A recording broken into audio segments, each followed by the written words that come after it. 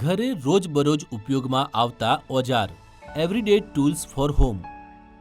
ઘરના રોજબરોજના કામને સરળતાથી પૂરા કરવા માટે કેટલાક જરૂરી ઉપકરણોનું હોવું ખૂબ જરૂરી છે. આ ઉપકરણ નાના મોટા સમારકામ, સફાઈ અને અન્ય દૈનિક જરૂરિયાતોને પૂરા કરવામાં મદદ કરે છે. આમાં સમારકામના ઓજાર, પ્લમ્બિંગ અને ઇલેક્ટ્રિકલ સંબંધિત ઉપકરણ સામેલ છે. તેનો ઉપયોગ કરીને તમે ઘરને વ્યવસ્થિત અને સુરક્ષિત રાખી શકો છો. Plumbing tools. પ્લમ્બિંગ સાથે સંબંધિત નળનું ફિટિંગ, પાઇપ ફિટિંગ અથવા પાઇપ બદલવા જેવા કામો કરવા માટે આપણને કેટલાક ઓજારોની જરૂર પડે છે. આવો જાણીએ આ ઓજારો વિશે. Measuring tape. તેનો ઉપયોગ પાણી અને કામની જગ્યાએ લંબાઈ, પહોળાઈ અને ઊંચાઈ માપવા માટે કરવામાં આવે છે. મેજરિંગ ટેપ 3 મીટરથી 5 મીટર સુધીની લંબાઈની મળે છે. Adjustable wrench. વિભિન્ન આકારોના નટ બોલ્ટને ફિટ કરવા અને ખોલવા માટે એડજસ્ટેબલ રેન્ચનો ઉપયોગ કરવામાં આવે છે. Monkey plier. નટ બોલ્ટને ફેરવવા અથવા પકડવા માટે મંકી પ્લાયરનો ઉપયોગ કરવામાં આવે છે. હેકસો.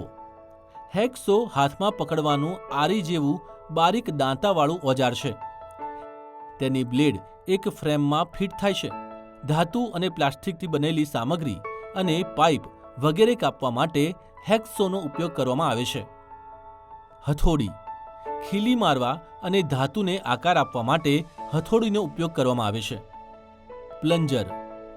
પ્લન્જરનો ઉપયોગ વોશ બેસિન, સિંક અથવા ટોયલેટમાં સ્થિત બ્લોકેજને દૂર કરવા માટે કરવામાં આવે છે. પ્લમ્બર સ્નેક, જેને ડ્રેન સ્નેક અથવા ડ્રેન ઓગર પણ કહેવામાં આવે છે, એક લવચીક ઉપકરણ છે જેનો ઉપયોગ પાઇપો અને ગટરમાં ઊંડે ભરાયેલ બ્લોકેજને દૂર કરવામાં આવે છે. આ બધા ઓજારોની મદદ વડે પ્લમ્બર પ્લમ્બિંગનું કામ સરળતાથી કરે છે. તમે પણ આ ઓજારોનો ઉપયોગ ઘરે કરી શકો છો. Electrical tools. આપના ઘરમાં ઉપયોગમાં આવનાર ઘણા બધા ઉપકરણ ઇલેક્ટ્રિસિટી ઉપર ચાલે છે. આમાં સમયાંતરે સમારકામ, સુધાર અને ફેરફારની જરૂર પડે છે. આ માટે ઇલેક્ટ્રિકલ ટૂલ્સની જરૂર પડે છે. ચાલો જાણીએ આ ટૂલ્સ વિશે. Combination plier.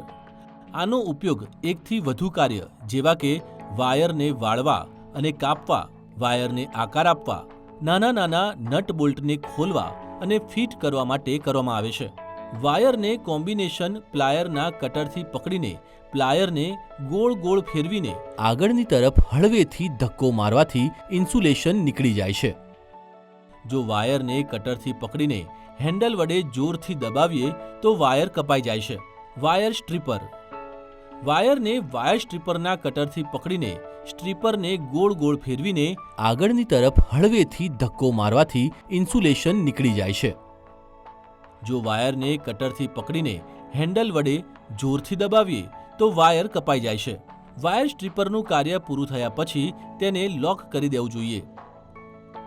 સ્ક્રૂડ્રાઈવર. સ્ક્રૂડ્રાઈવરનો ઉપયોગ સ્ક્રૂને ખોલવા અથવા ફિટ કરવા માટે કરવામાં આવે છે. સ્ક્રૂડ્રાઈવર 2 પ્રકારના હોય છે, પ્લસ અને માઇનસ. પ્લસ સ્ક્રૂડ્રાઈવરથી પ્લસ સ્ક્રૂ ખોલો, માઇનસ સ્ક્રૂડ્રાઈવરથી માઇનસ સ્ક્રૂ ખોલો. Neon tester. નિયોન ટેસ્ટરમાં નિયોન લેમ્પ લગાવેલ હોય છે, જેનો ઉપયોગ ઇલેક્ટ્રિક કરંટને તપાસવા માટે કરવામાં આવે છે. 3 પિન સોકેટના ફેઝ ટર્મિનલમાં ટેસ્ટર લગાવવાથી લેમ્પ પ્રકાશિત થાય છે, જેના કારણે ફેઝ સપ્લાયની ખબર પડે છે.